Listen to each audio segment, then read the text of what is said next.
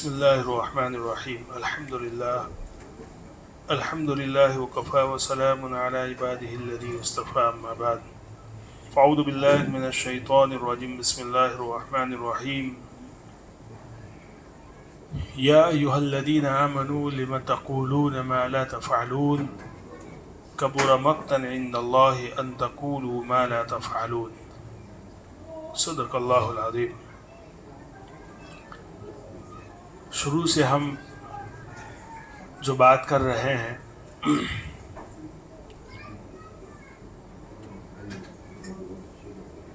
کہ اسلام کے خلاف پروپیگنڈا، جس کو آج کل کی زبان میں اسلاموفوبیا کہا جاتا ہے،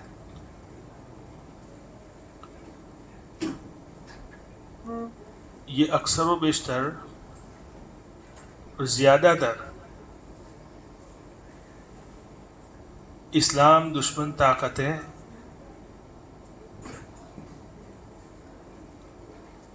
یہ عمل کرتی ہے، ایسی سازشیں کرتی ہے جس سے اسلام، مسلمان اور پیغمبر اسلام کی کردار کشی کی جاتی ہے. لیکن اگر انصاف سے جائزہ لیا جائے تو اس میں ہمارے مسلمانوں کے کردار کا بھی بہت بڑا دخل ہے. چنانچہ میں نے پہلے بھی بتایا تھا کہ عورتوں کے سلسلے میں اسلام پر جتنے اعتراض ہوتے ہیں اسلاموفوبیا کی طرف سے، اس میں جس طرح وہ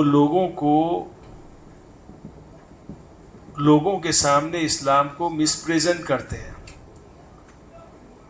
لیکن دوسری طرف اسلامی معاشرہ اور اسلامی سوسائٹی کا عمل اور کردار بھی اس کو بہت زیادہ مضبوط کرتا ہے، اس کو تقویت دیتا ہے. چنانچہ میں نے بتایا تھا کہ مسلم معاشرے میں یہ بات عام ہے کہ لوگ اپنی بہنوں کا وراثت کا حصہ نہیں دیتے،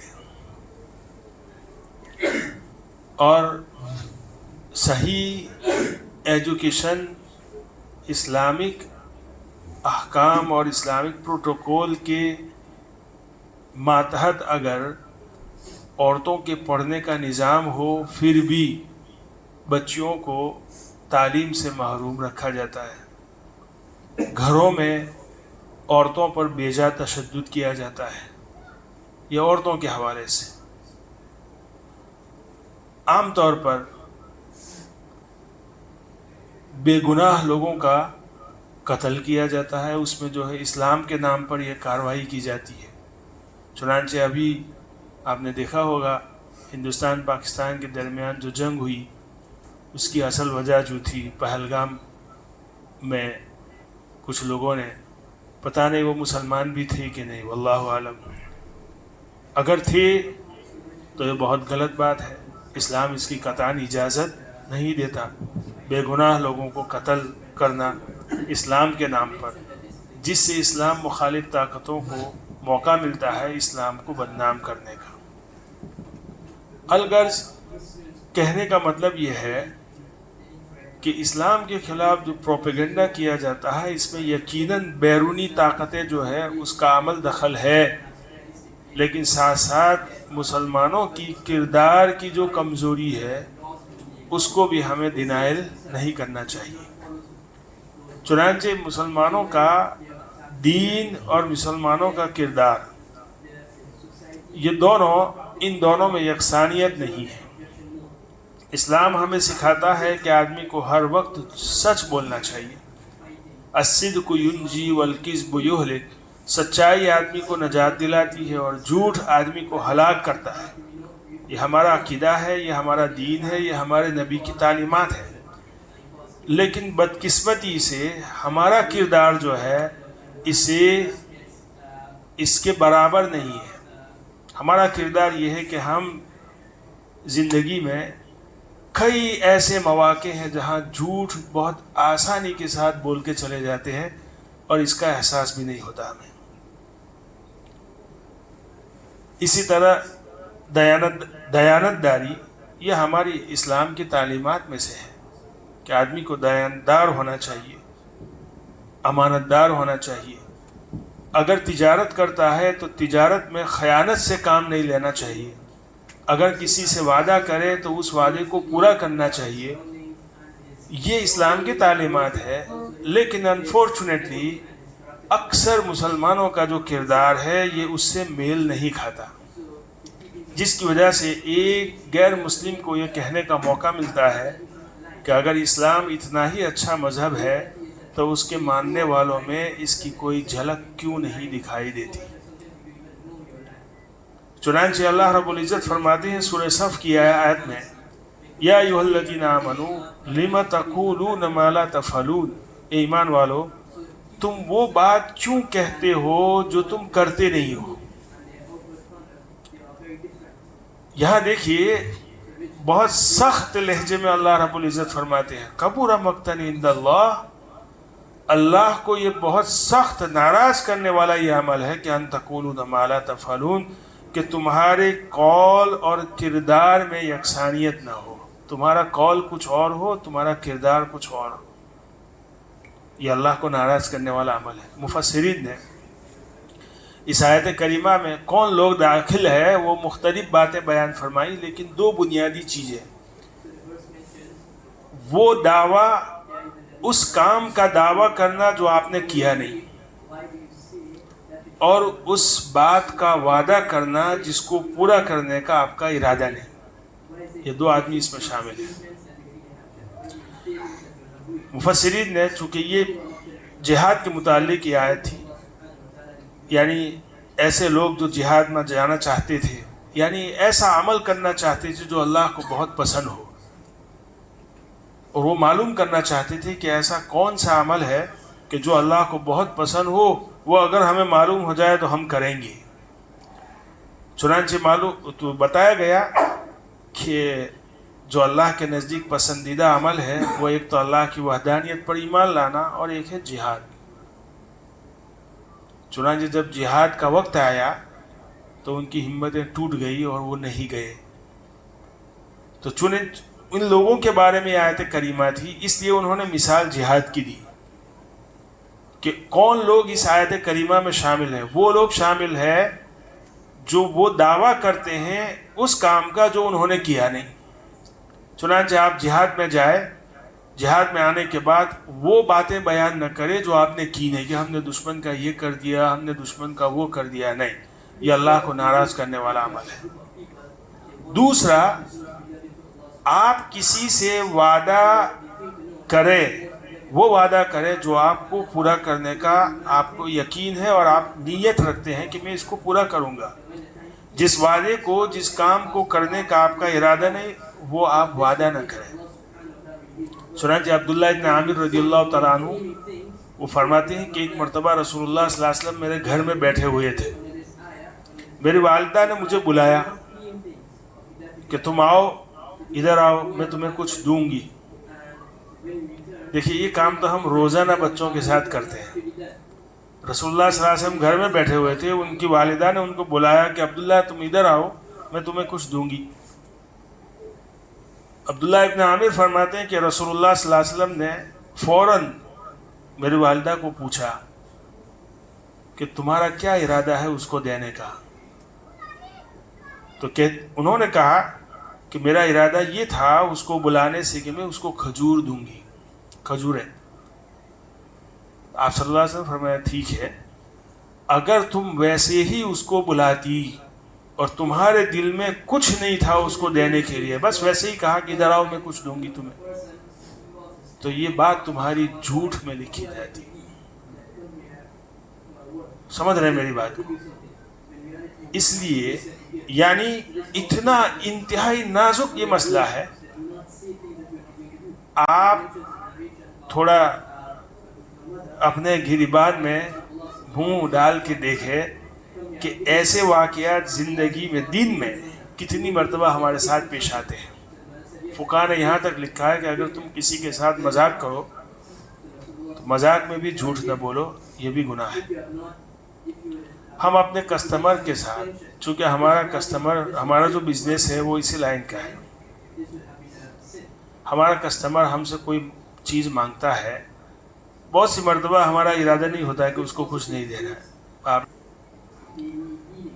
آئندہ مہینے دوں گا، کرسمس پر دوں گا، فلانے مہینے دوں گا، نیکسٹ ویک دوں گا، حتیٰ کہ کسٹمر ایسی چیزیں مانگتے ہیں جو ہم بیچتے ہی نہیں، پھر بھی ہم کسٹمر کو ہوں کیا آپ رہے للا ہے، الو بنا ہے۔ یاد رکھیے اس آیت کریمہ میں یہ چیز داخل ہے، اس بات کا وعدہ نہ کرو جس وعدے کا پورا کرنے کا تمہارا ارادہ ہی نہیں۔ اس سے کیا ہوگا؟ ہمارے قول اور کردار میں یکسانیت نہیں ہوگی۔ ہمیں نہیں معلوم کہ ہمارے کتنے اعمال ایسے ہیں جس کی وجہ سے لوگ ہم سے نہیں اسلام سے متنفر ہوتے ہیں، ہمیں نہیں معلوم۔ اس لیے اللہ فرماتے ہیں لِمَ تَقُولُونَ مَا لَا تَفْعَلُونَ، پھر آگے فرمایا کَبُرَ مَقْتًا عِندَ اللَّهِ، یہ چیزیں یعنی اس بات کا دعویٰ کرنا جو آپ نے کیا نہیں، اس کام کا دعویٰ کرنا جو آپ نے کیا نہیں، اور اس بات کا وعدہ کرنا جس بات کو، جس کام کو پورا کرنے کا آپ کا ارادہ ہی نہیں، یہ چیزیں اللہ کو بہت زیادہ ناراض کرنے والی ہیں۔ اس لیے آپ دیکھ لیجئے، تاریخ اٹھا کر دیکھ لیجئے کہ اسلام کے ساتھ، مسلمانوں کے ساتھ، پیغمبر اسلام کے ساتھ شروع سے اس طرح کے پروپیگنڈے کیے دشمنوں نے۔ رسول اللہ صلی اللہ علیہ وسلم کا دور آپ یاد کیجئے، جس طرح آج غزہ کے اندر لوگوں کو ہر طرف سے بلاک کر دیا، کھانا پینا سب کچھ بند۔ کیا یہ واقعہ عہد نبی میں پیش نہیں آیا؟ شیاب ابی طالب میں لمبے زمانے تک کوئی آپ صلی اللہ علیہ وسلم اور ان کے ماننے والوں کو محصور کر دیا تھا، نہ کھانا، نہ پانی، نہ کچھ۔ اور آپ صلی اللہ علیہ وسلم کے خلاف شعراء نے اپنے اشعار میں ان کو کیا کیا گالیاں دی پیغمبر اسلام کو۔ آج ہو رہا ہے وہ کام، اس وقت بھی ہو رہا تھا، ہر وقت ہر زمانے میں ہوا، لیکن کس عمل نے اسلام کو اس قدر پھیلایا؟ بہت کم مدت میں صحابہ کے کردار نے اور آپ صلی اللہ علیہ وسلم کے کردار نے۔ یاد رکھیے اس بات کو، میں نے بارہا کہا کہ اسلام پر یہ اعتراض کیا جاتا ہے کہ اسلام تلوار سے پھیلا، تلوار سے نہیں پھیلا، اسلام کردار سے پھیلا ہے۔ چنانچہ آج دنیا کے کتنے خطے ایسے ہیں اکثر کہ جہاں اسلام مسلمان تاجروں کے جانے کے بعد پھیلا، صوفیاء کرام کے جانے سے پھیلا، وہاں کوئی مزاحمت نہیں ہوئی، کوئی جنگ نہیں ہوئی۔ ان کی تاریخ میں، یہ تاریخ تو ہے لکھی ہوئی، کہیں نہیں ملتا انڈونیشیا، ملیشیا اور مشرق کے جتنے بھی مسلم ممالک ہیں، چائنا، کہ وہاں پہ کوئی مزاحمت ہوئی ہو۔ کس سے پھیلا؟ کردار سے پھیلا۔ لیکن آج سب سے زیادہ جھوٹ بولنے میں اگر کوئی مشہور ہے، مسلمان ہے، دھوکہ دہی میں مسلمان ہے، غداری میں مسلمان ہے، قتل و غارت گری میں مسلمان کا نام آتا ہے۔ یہ حقیقت ہمیں ماننی پڑے گی۔ حالانکہ دیکھیے اسلام جو ہے کردار سے پھیلا ہے، جبکہ ہمارا اسلام ابھی کتابوں تک محدود ہو گیا۔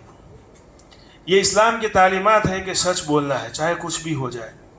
لوگوں کو کیسے پتہ چلے گا؟ مسلمان دھوکہ دہی میں مشہور ہے، غیروں کو یہی میسج جاتا ہے، ان کا مذہب اگر اتنا اچھا ہوتا تو یہ لوگ ایسے جھوٹے نہ ہوتے، بے وفا نہ ہوتے، ہے کہ نہیں؟ یہ بات ہے، یہ حقیقت ہمیں ماننا پڑے گی۔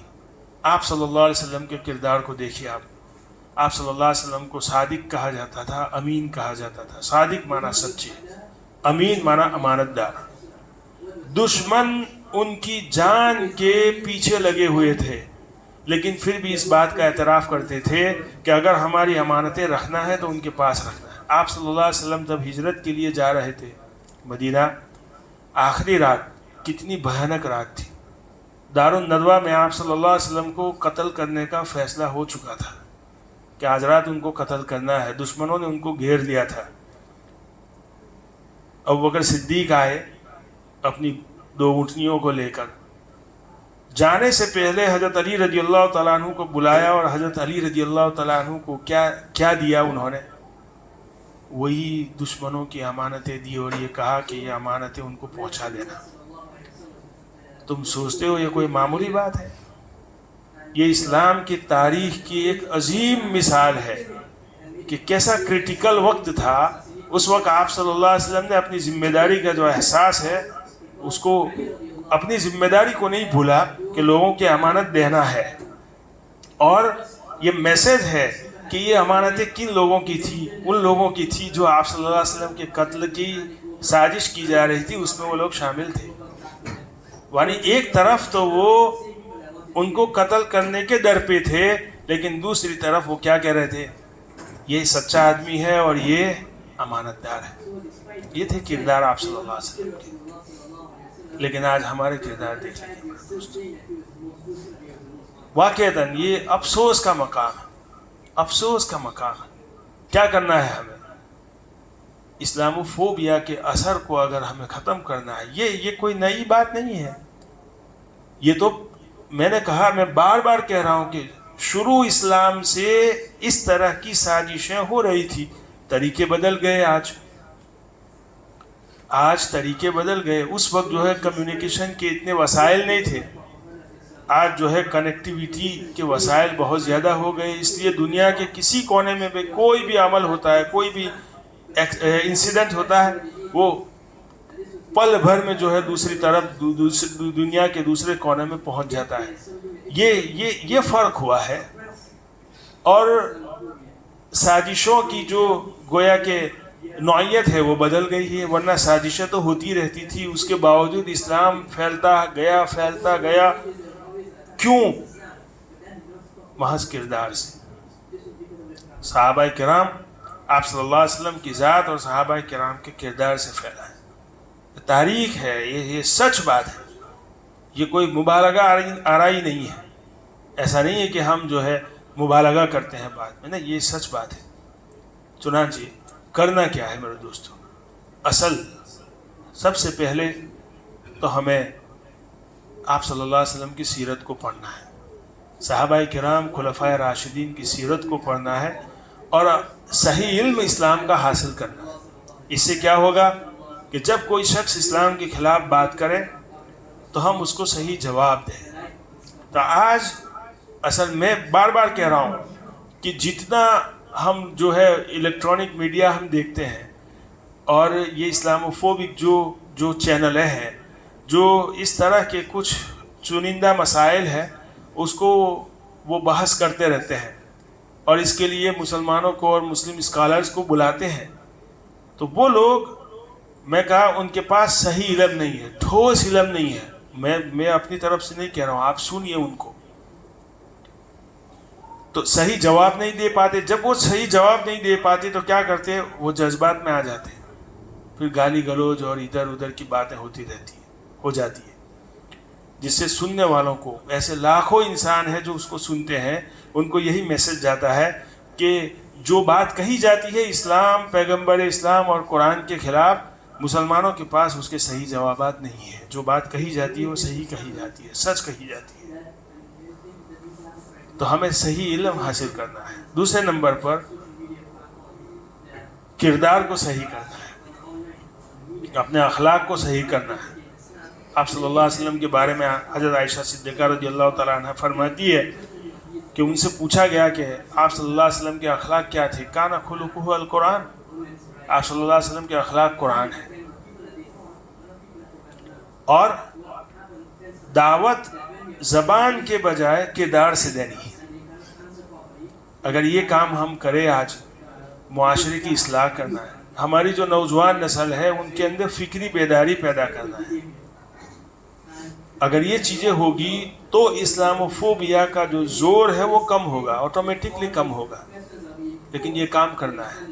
اللہ تعالیٰ ہمیں صحیح سمجھ عطا فرمائے اور اس پر عمل کرنے کی توفیق عطا فرمائے۔ ہم جو ہے آگے اپنا پروگرام ہے وہ جاری رکھیں گے انشاءاللہ، لیکن آج جو ہے یہ ایک اختتامی بات تھی ایک چیپٹر کی، وہ جو میں نے آپ کو بیان فرمائی کہ ایسا ہم جو ہے غلط حسن ظن میں نہ رہے کہ یہ اسلام پر جو حملے ہوتے ہیں وہ صرف بیرونی ہوتے ہیں، نہیں، اندرونی جو ہے، اندرونی طور پر جو خلفشار ہے، اندرونی جو مسلمانوں کی معاشرتی اور اخلاقی جو کمزوریاں ہیں اس کو بھی ہمیں نہیں بھولنا چاہیے۔ یہ بھی اسلام کو بدنام کرتی ہے۔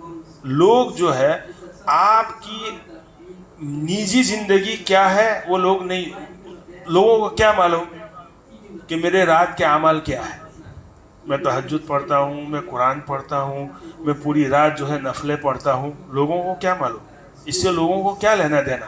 لوگ کیا دیکھیں گے؟ آپ کے کردار کو دیکھیں گے۔ آپ کا کردار کیا ہے؟ کیا آپ سے ٹپکتا ہے؟ وہ دیکھیں گے نا لوگ۔ تو ہمارے اعمال کی وجہ سے ہم بدنام نہیں ہوتے، رسول اللہ صلی اللہ علیہ وسلم کی ذات بدنام ہوتی ہے، قرآن بدنام ہوتا ہے، اسلام بدنام ہوتا ہے۔ چنانچہ ہمیں کردار کو بدلنا ہے۔ یہ جو ہے اللہ ہمیں اس کی توفیق عطا فرمائے۔ واقعتاً یہ کہہ رہا ہوں، دیکھیے کہ آج ہمیں کوئی گالی دیتا ہے نا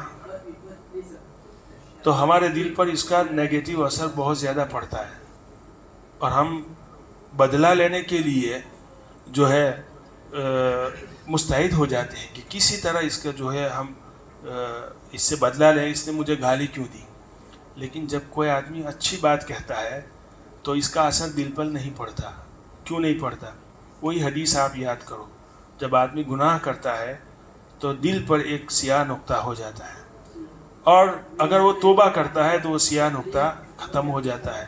لیکن اگر وہ گناہ کر کے توبہ نہیں کرتا تو گناہ ایک ایسی چیز ہے کہ اس کو دوسرے گناہ کی طرف مائل کرے گا، کھینچے گا۔ چنانچہ دوسرا گناہ کرے گا، تیسرا گناہ کرے گا، چوتھا کرے گا۔ گناہ کرتے کرتے سیاہ نقطے دلوں پر مسلسل پڑتے جائیں گے اور دل جو ہے بالکل سیاہ ہو جائے گا، یعنی ایمان کا نور جو ہے ختم ہو جائے گا، نورانیت ختم ہو جائے گی۔ چنانچہ اچھی باتوں کا اثر ہمارے دل پر نہیں ہوگا۔ یہ یاد رکھیں اس بات کو۔ اس لیے یہ جو راتیں ہیں یہ آخری دوسرے عشرے کی آخری رات ہے مغفرت کی۔ دیکھیے اپنے گناہوں پر جو ہے روئے اللہ کے سامنے۔ واقعتاً یہ وقت اللہ نے اسی لیے دیا ہے کہ اللہ ہمیں معاف کرنا چاہتا ہے۔ صحیح کہہ رہا ہوں، یہ حدیث کا نچوڑ میں آپ کو کہہ رہا ہوں۔ یہ رسول اللہ صلی اللہ علیہ وسلم کا ہم پر بہت بڑا احسان ہے کہ انہوں نے ہمیں ہر بات بتا دی ہے، امانتاً اللہ کی طرف سے جو ان کو کہا گیا وہ ہم کو بتا دیا گیا۔ چنانچہ یہ مغفرت کی رات ہے۔ کیا مطلب؟ آپ یہ سوچتے ہو کہ آپ اگر سچے دل سے اللہ سے مغفرت مانگیں گے تو اللہ آپ کو معاف نہیں کرے گا؟ نہیں، یہ غلط بات ہے۔ آپ مانگے تو صحیح، یقیناً اللہ معاف کرے گا۔ اور آپ کو توفیق ہونا یہ اس بات کی دلیل ہے کہ اللہ آپ کو معاف کرنا چاہتے ہیں، اسی لیے آپ کو توفیق ملی ہے معافی مانگنے کی اللہ سے۔ اس لیے یہ آخری رات ہے مغفرت کے عشرے کی۔ واقعتاً اگر آپ سے کسی کو تکلیف پہنچی ہے تو اس سے معافی مانگے، پھر اللہ سے معافی مانگے۔ دیکھیے آپ نے اگر دنیا میں زندگی میں اگر کوئی غلط عمل کیا ہے، کسی کے ساتھ غلط کیا ہے، تو آپ غلط فہمی میں نہ رہے کہ ہم اس کی معافی اللہ سے مانگیں گے تو اللہ معاف کر دے گا۔ نہیں، یہ حقوق العباد میں سے ہے، پہلے آپ کو بندوں سے معافی مانگنی پڑے گی۔ آج الٹی دنیا ہے۔ وکٹم کو کہا جاتا ہے کہ آپ معاف کر دیں، لیکن ظالم کو کوئی نہیں کہنا چاہتا کہ تم معافی مانگ لو۔ یہ بھی ایک مس کنسیپشن ہے، اس پر میں تفصیل سے بات کروں گا انشاءاللہ۔ یاد رکھیے اس بات کو، اگر کسی کے ساتھ برا کیا ہے تو آپ یہ نہ سوچنا دنیا تو بھول جائے گی لیکن خدا نہیں بھولے گا۔ ایک ڈاکٹر ہے، ڈاکٹر سچن پرب، ہندوستان کی. دیکھیے ہمیں بات کرنے کے لیے ہمارے پاس قرآن اور سیرت کے واقعات بہت ہیں. میں ان کی بات نقل نہیں کر رہا ہوں, ان کا ایکسپیرینس نقل کر رہا ہوں. یاد رکھیے وہ ڈاکٹر تھے, وہ کہہ رہے تھے کہ میں آئی سی یو میں نے جو ہے کام کیا. آئی سی یو میں ایسے کریٹیکل کیسز ہوتے ہیں جو جانے والے ہوتے ہیں 50%. کسی کو کینسر ہے, کسی کا آرگنس کو ہے فیل ہو گیا. آئی سی یو میں جو ہوتا ہے وہ 50% چانسز ہے کہ وہ چلے جاتے ہیں دنیا سے. وہ کہہ رہے ہیں کہ میں نے بہت سارے ایسے کیسز دیکھے کہ ان کو وہ اکثر تو بے ہوش ہوتے ہیں, لیکن جو ہوش میں ہوتے ہیں میں نے ان کو دیکھا کہ وہ روتے روتے دنیا سے جاتے ہیں. ایک مرتبہ وہ کہہ رہے ہیں کہ ایک 70 سال کا بوڑھا آدمی تھا, میں نے دیکھا کہ وہ رو رہا ہے, اور ہم ڈاکٹر تھے تو ہمیں تو معلوم ہے کہ یہ جو ہے آج یا کل 24 گھنٹے میں اس کی یا 48 گھنٹے میں اس کی موت ڈیتھ ہونے والی ہے. وہ رو رہا تھا. میں اس کے پاس گیا اور میں نے کہا کہ تو کیوں رو رہا ہے؟ تو اس نے صرف ایک جملہ کہا مجھے کہ جو کام کرنا چاہیے تھا وہ کیا نہیں, اور جو نہیں کرنا تھا وہ میں نے کیا. تو اب مجھے احساس ہو رہا ہے realization at the time of the death. جو آدمی کرتا ہے نا تو وہ اس کا بدلہ تو اس کو دینا ہے, لیکن اس کا احساس اس کو مرتے وقت ہوگا. موت ایک ایسی چیز ہے جو آدمی کے غرور کو توڑ دیتی ہے. اس پر میں بہت ایسے واقعات مجھے یاد آ گئے, لیکن مجھے ابھی بتانا نہیں, بات لمبی ہو جائے گی. موت آدمی کے غرور کو توڑ دیتی ہے, یاد رکھیے اس بات. وہ کہہ رہا تھا کہ وہ ڈاکٹر کہہ رہے تھے کہ وہ کہہ رہا تھا کہ جو کام مجھے کرنے چاہیے تھے وہ میں نے کیے نہیں, اور جو نہیں کرنے تھے وہ میں نے پوری زندگی کیے. اب مجھے میرے سامنے میری زندگی کی ریل جو ہے سامنے ہے. تو کہا کہ کیا کیا آپ نے؟ کہا کہ میں نے لوگوں کو بہت ستایا, اپ شبد کہے, میں نے لوگوں کو بات ایسی کہی جو جس سے لوگوں کو تکلیف ہو. میں نے پوری زندگی یہی کام کیا کہ لوگوں کو تکلیف, لوگوں کو بہت ستایا میں نے. چونکہ میرا انفلوئنس بہت تھا, میری طاقت تھی معاشرے میں, مجھے سوسائٹی میں مجھے بڑا سمجھا جاتا تھا. اب میں سوچ رہا ہوں کہ ان سے جا کے میں معافی مانگوں, لیکن میں آئی سی یو میں اب جانے والا ہوں, اب میں جا بھی نہیں سکتا. نہ ان لوگوں کو آنے دیں گے آپ, نہ میں باہر جا سکتا ہوں. میں ان سے معافی مانگنا چاہتا ہوں لیکن معافی نہیں مانگ سکتا. ایک بات. دوسرے, وہ کون سے کام آپ نے نہیں کیے جو کرنے چاہیے تھے؟ کہ میرے پاس بہت مال تھا, بہت پیسے تھے, میرا انفلوئنس بھی بہت تھا, معاشرے میں جو ہے مجھے بڑا سمجھا جاتا تھا. میں چاہتا تو میں لوگوں کی مدد کر سکتا تھا, بہت سے لوگوں کی دعا لے سکتا تھا, بہت سے لوگوں کے کام میں کر سکتا تھا, لیکن میں نہیں کرتا تھا. میرے اندر ایگو بہت تھا, تکبر. اس لیے اب میں رو رہا ہوں, اور میں روتے روتے دنیا سے جاؤں گا. اگر آپ روتے روتے دنیا سے جانا چاہتے ہیں تو آپ اپنے زندگی کا محاسبہ مت کرنا, لیکن اگر آپ ہنستے ہنستے کرنا جانا چاہتے ہیں, زندگی کا محاسبہ کریں, اور حقوق العباد جو ہے, بندوں کے جو حقوق ہو, جس کو آپ نے تکلیف پہنچائی اس سے آپ معافی مانگ لیں. اور حقوق اللہ جو ہے اس سے ہم امید رکھتے ہیں کہ اللہ معاف کر دے گا انشاءاللہ. یہ بابرکت راتیں ہیں, آپ اپنے لیے بھی دعا کریں, ہمیں بھی اپنی دعاؤں میں یاد رکھیں. اللہ تعالیٰ عمل کی توفیق عطا فرمائے. وآخر دعوانا الحمدللہ.